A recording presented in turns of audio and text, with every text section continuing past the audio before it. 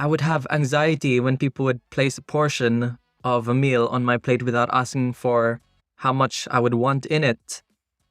Welcome to the Binge Dietitian podcast. I'm Jonathan, and I'm here to help you end 24/7 food thoughts, binge eating, and actually enjoy life with food.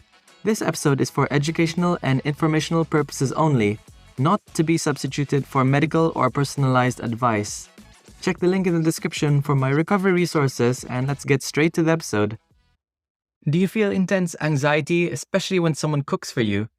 Do you feel like whenever someone cooks a meal for you that, they just ruined your day? Or your meal plan, actually? Maybe you feel that you're being sabotaged because you might feel anxious what was put inside the meal.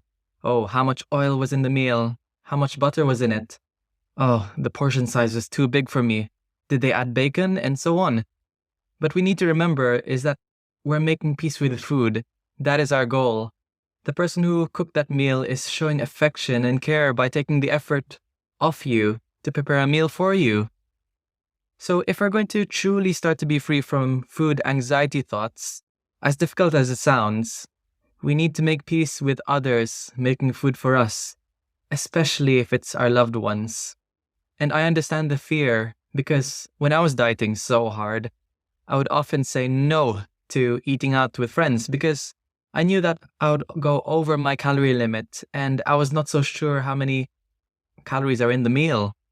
I didn't even eat as much during family events or family gatherings, especially with buffets. Oh yes, buffets, because it used to be one of the biggest love-hate relationships I've ever had. And I hated the feeling of going out of control, unable to control myself. It felt like a public binge, really. Anyway, what I wanted to say is that control is the main driver that pulls us away from food freedom. The more we want to control what we eat, the more we're going to be controlled by food. If this might not really sound like it's making sense, I want you to think, you've been trying to control food so much, and I can assure you that it must be leading to binge episodes. It hasn't gotten you anywhere. I'm saying this with confidence because that was me. I tried to control how much food I ate based on a generated number limit on a calorie counting app. I tried to control how much food people would give me. I would have anxiety when people would place a portion of a meal on my plate without asking for how much I would want in it. Because no matter how big a portion they would put in, I would just complete and clean up the whole plate. I was just going to finish all of it. And I would just be ending up in guilt and embarrassment with myself and shame. So if you struggle with binge eating episodes, I want you to know that controlling your food won't get you anywhere. And this is something for you to think about. It hasn't gotten you anywhere. I want you to think, what would happen this time if I actually ignored those thoughts of control and appreciated the gesture of someone cooking for me?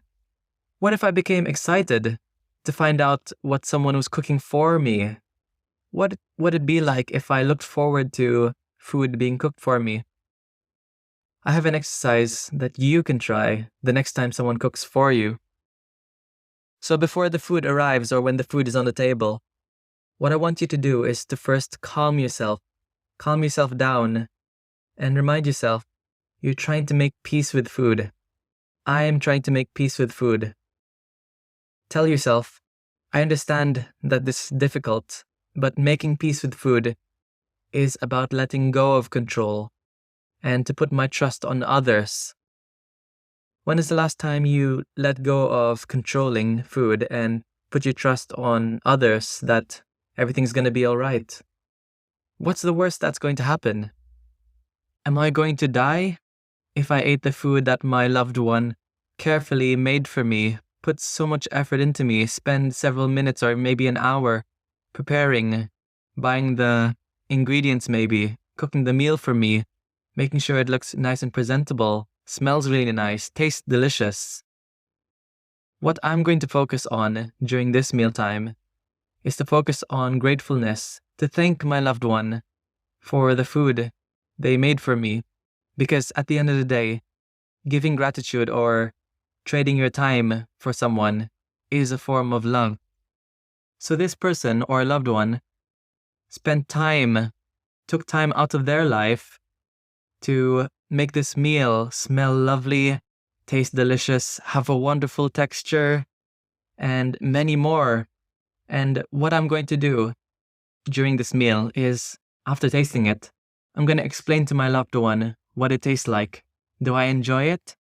Do I maybe not enjoy it? Are there things that can be improved with this meal? Does it smell nice? Do you love the texture? I'm going to explain how I feel and show love back to my loved one about this meal that they carefully prepared. So this is a great way to practice mindfulness, to practice gratitude for your loved one, and to focus on what meals are truly about, and to pull you away from food being seen as numbers or as a calorie count. How much protein is in this? How many grams of carbs are in this? This is a really great exercise. By the way, just a quick break from the podcast to let you know of my free hunger regulation webinar series, which is in the link in the description of this podcast. There's also an ebook version if you're more of a reader than a watcher. This is the perfect resource I wish I had when I struggled with binge eating years ago, which is used to guide you from everything you need to know, from why we binge, what are the binge triggers, and the eating pattern to stop binge eating. Because when we've been struggling with binge eating for so long, you and your body lose touch of what normal hunger and normal fullness is. You're constantly on feast or famine mode. So head to the link in the description of this podcast for the free hunger regulation resources to have a clear game plan to tackle binge eating for good. Anyway, let's get straight back to the episode. And what I want you to remember is, we're letting go of controlling food. We're letting go of chasing to be quote-unquote thin. And we're trying to attach the feelings of what make us feel amazing, what makes the meal amazing, what this meal is about. We're trying to attach on love, gratitude, excitement, and wonder. And I appreciate and I completely understand that at first this is going to be very daunting and scary. The first time trusting or putting your trust in someone else for the first time fully is always scary. But coming from me, who used to be extremely anxious with food, used to struggle with binge eating, and get really nervous when people would cook for me, especially if they put the portion on their plate without my permission. I am now really excited for when people cook for me. Actually, I prefer people to cook for me now because I guess most people are better cooked than me. But what I'm trying to say is, you've been going back and forth controlling food, then losing control with binges. Maybe it's time to try something different. What might happen if just for a week or two, you said, okay, I'm going to stop controlling my meals. I'm going to stop controlling if I should eat it or not. I'm going to stop controlling my life being controlled by numbers this time. If I'm trying to control food, this is going to cause me to lose control. And I might have a binge eating episode later on. What might happen if I did the opposite for a week of what my mind is telling me to do? What might happen if I stop controlling what external influence tells me to do, aka this calorie counting app or an arbitrary number, and I actually listened and put trust on my internal feelings, how I physically feel, what my hunger feels like, what I actually crave for, what's going to make me happy in the moment. So I want you to think to yourself, maybe I'm having these internal urges by my body to binge eat. So maybe if I listen to my body for what it's craving for, maybe this might stop my binge eating urges. Maybe it might massively reduce my binge eating urges. What might happen? Well, I personally never know with you, but what I can say from my experience is when I let go of control and put my trust on how I feel internally, my body, and put my trust on my loved ones preparing the meal for me, food finally stopped controlling my life, and it was a win-win situation for me. So the next time you have a meal cooked and prepared for you, practice calming yourself down, shutting down food police thoughts. Practice saying thank you for the meal and explain the different tastes textures, and maybe what can be improved to your loved ones. Focus on being in the moment with your social event, whether it's family or friends. And I understand putting trust in other people or in how your body feels for the first time will be extremely scary. But the first time is always the scariest, and the rest will only get easier until it doesn't become scary at all. So I hope this episode of Breaking Your Fear series was very helpful and you really enjoyed this episode. I would appreciate it if you really got something out of this or learned something, if you rated this podcast well. And you can check out my binge eating recovery resources in the link in the description of my podcast.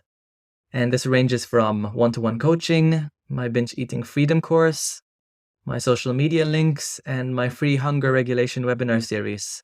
So thank you once again for listening. And if you have any questions, you're always free to message me at bingedietitian@gmail.com or check me out on my social media links and just message me. So see you next time, friend. Struggling with binge eating?